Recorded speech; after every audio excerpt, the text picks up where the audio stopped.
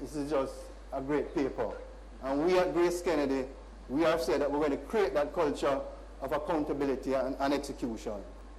Consumer centricity.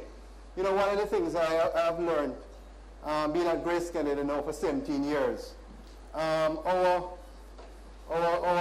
our first chairmen, Carlton Alexander, you know that when I'm out there, I've made a decision that on a Friday, I'm going to spend time with the customers. So you'll often see me in Hilo walking up and down, or visiting Sovereign, or going out of town to the supermarkets, or meeting one of Courtney's clients. But you know what struck me? A lot of the supermarket operators are still speaking about Carlton Alexander in terms of that relationship management that he built up. And I think that's one of the hallmarks of GraceKennedy, why the Grace brand is so strong, that we have been there with our customers and we have been there with our consumers. And it is certainly my intention as a relatively new CEO to carry that forward. Another area, and I'm going to ask your advice later in my presentation, about seeking cross-product synergies. We are a diversified group. How can we bring the group together at GraceKennedy? And of course, customer satisfaction is a given. Growth and sustainability. I believe, my friends, and I'm going to share with you where we are shortly, that the future growth of GraceKennedy is going to come from international foods, or expansion in international foods. And that is where a lot of time, a lot of resources is being spent in terms of how we're going to grow GraceKennedy in our international food division to become a global consumer group. And of course, financial services. We have potential to expand our financial services, but we are being realistic in the English-speaking Caribbean. Operational excellence, mergers and acquisition. That is something that we have to look at. We have to look at, but we have to strengthen our capabilities in terms of doing our due diligence. Optimize our group structure. I tell you something, in these economic times that we are living in, you have to be very, very cost efficient, or else you're going to have difficulty surviving. Anybody in business in Jamaica, you have to be very, very cost efficient and ensure that you're operating at your optimal level. International benchmarking. Now, I'm making a statement to my friends here that I want to be a global consumer group. So if I want to be a global consumer group and measure how I'm doing, I need to measure myself against Nestle or Goya. I need to measure First Global Bank against Bank of Nova Scotia, NCB, HSBC. In other words, we are measuring our performance not only locally but internationally in terms of operating revenues, in terms of all the ratios and the balance sheet and the P&L to ensure that we can operate in terms of best standard. And here we are. Global Consumer Group, and as I said to you, a Caribbean financial company. Now, I know being a Global Consumer Group sounds sexy, right, Oliver? Sounds nice. But we did more than that. We did more than that. As a team, we created a definition for a Global Consumer Group. So all of the GraceKennedy staff, everybody at GraceKennedy, they can tell you what a Global Consumer Group in terms of where we are going, because we're moving in the same direction. That is the first thing when you have a team. You have to move in the same direction. So we want 50% of our profits derived outside of Jamaica. At least 15% of our revenue, North America, Europe, and Africa. And I'm going to spend on a slide later in my presentation in terms of leveraging our relationship with multinational companies and form partnerships to enhance our offerings. This is where we are, colleagues. This is where we are. 67% of our revenue, and this is based on the 2011 audited accounts. 67% of our revenue is in Jamaica, 12% North America, 14% Europe. Africa is not on the map yet. Less than 1%, and Caribbean and other 7%. So let's visualize this, what I'm saying. Let us visualize this. I'm saying, let's fast forward, at least 15% for North America, at least 15% for Europe. We're close. But the biggest growth potential based on our due diligence and our research is going to come from Africa, and I'm going to show you that after. So let me start with profits, 74% in Jamaica, 26% outside of Jamaica. Think about it in terms of a strategy going forward. The Jamaican economy has not grown by more than 2% for the last 15, 20 years. And I'm saying to my shareholders that I want to grow GraceKennedy at a minimum of 10% per annum in real dollars, in US dollars. So the answer is right before us. So growth has to be outside of Jamaica if you're going to meet that objective.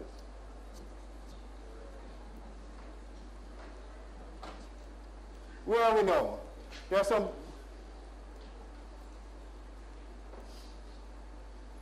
Back. Okay, Grace Foods UK. We bought this company in 2007. And my colleagues in the private sector said, Don, you sure you know what you're doing? So every Jamaican company go to the UK, lose them shirt. And I start calling out all the companies. I said, listen, this is exactly what we want at GraceKennedy because it's fitting exactly in our strategy. People like to do acquisition to say acquire. But when you acquire a business, it must fit into your overall strategy. And GraceKennedy UK, I'm proud to say, has been a total success story for the GraceKennedy Group. It is very profitable and the revenues are growing. At the bottom there, you'll see some brands. Nourishment, this is a new product that we're offering, Nourishment Active, Dunn's River, coconut milk, and Encona sauce. You guys recognize something? There are two products that is not even sold in Jamaica. Nourishment is GraceKennedy's single largest product in the world in terms of revenue and profit. People would recognize that. It's our brand. GraceKennedy bought it. Encona sauce, and I'm going to show you some stats after. Well, see there, the UK market. The UK market. Can you imagine, my friends, that we have a Jamaican company? How many of you are familiar with the UK market in terms of the retail supermarket? How many of you know the name Tesco?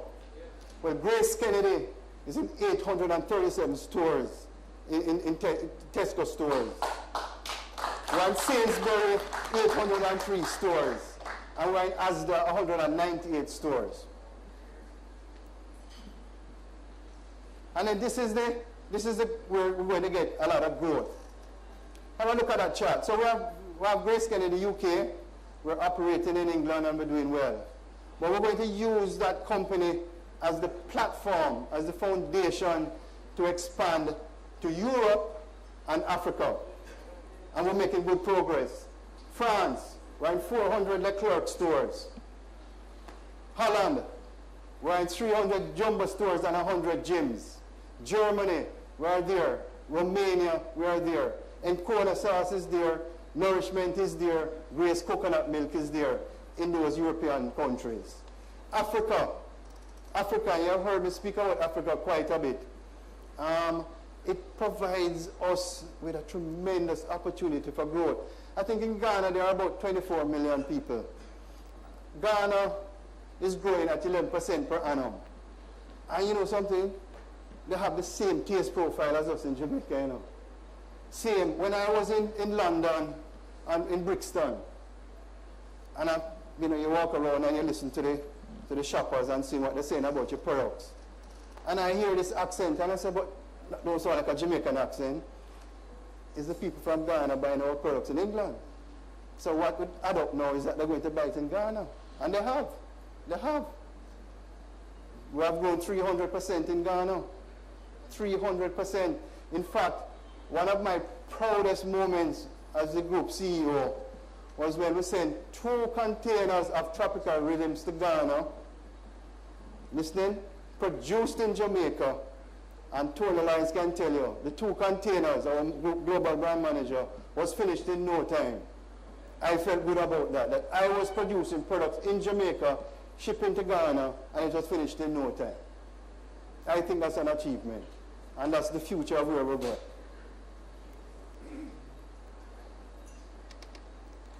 Oops, back. All right. So that's the, we have international food. That's the Europe. North America. Here we're going to try and establish new markets. Our strategy initially was actually to be on the East Coast, where the Caribbean diaspora is. And we have done well. When you walk into Walmart or Publix, you'll see the GraceKennedy products. And in fact, one of the things that I enjoy is that when I'm in South Florida, I'll stand up in the aisle where the Grace products are being sold and see who's buying our products. And what I've been noticing is that a lot of Americans are now picking up our products. And you know, when you ask probably 6 or 7 out of 10, you know, you hear about the GraceKennedy product and so, you know, there are visitors to Jamaica. Yeah. And I think that's an opportunity that we have. If you think about it, that we have, 2 million visitors to Jamaica. If we can cross-market our cuisine, our products with our visitors, it can be a huge and cheap way of marketing our products. And that's a big plus for us.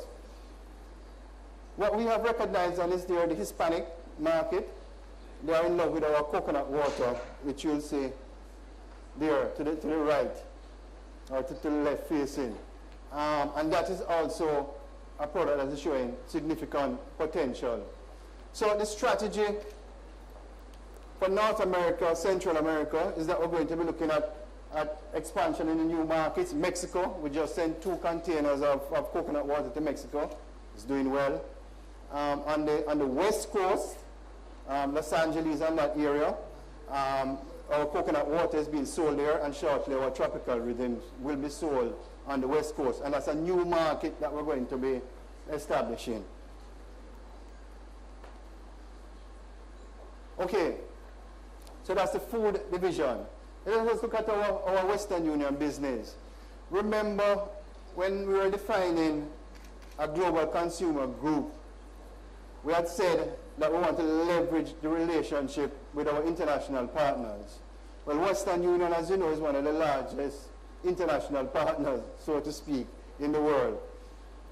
We represent Western Union in 8 countries, Jamaica, Trinidad, Guyana, and Eastern Caribbean countries. When I met with the Chief Executive Officer of Western Union, I shared with him our strategy of being a global consumer group. And I said, listen, we have been doing business with Western Union for 22 years, 21 years. And we have done a good job. We are market leaders in every market that we operate in. I'm ready to expand with you into non-English speaking Caribbean. And further than that, non-English speaking. We could be in Ghana with Western Union. If we set up that food base in Ghana, why can't we have Western Union, a GraceKennedy agent in Ghana? So that is the thinking in terms of Western Union and the partnership going forward. One of the important points here, and I'm really happy, really happy to see some progress being made in the regulatory environment. This world is just changing. This world is just changing. I don't know why they call this a phone anymore. Guys, this is so much more than a phone. So much more than a phone. Do you know, and I'm not a prophet, but this is going to receive money very shortly. That's what we call mobile wallet. You're going to be able to send, I'm going to be able to send, no, Susie, you should send me the money, not me send you. Right? Very shortly, where you can have transactions over your phone. And that is going to be here very shortly. In fact, Courtney will tell you that a paper has been done, Retail Financial Services, by the Bank of Jamaica, asking for comments of how we can use mobile wallet and stored value cards. So, picture this. Let's use Jamaica as the example. Let's use Jamaica as the example. I have GraceKennedy, Western Union. We have 50% of the market, or just over 50% of the market. Right? The total remittance market in Jamaica is about US $2.2 billion. US $2.2 billion. I have 50% of that. So GraceKennedy as a company, in terms of US dollars going through our network, we have $1.1 billion going through our network. So the question that we have to ask ourselves is, how can we as a group retain, in terms of our system, as much as possible? And I'd submit to you, if First Global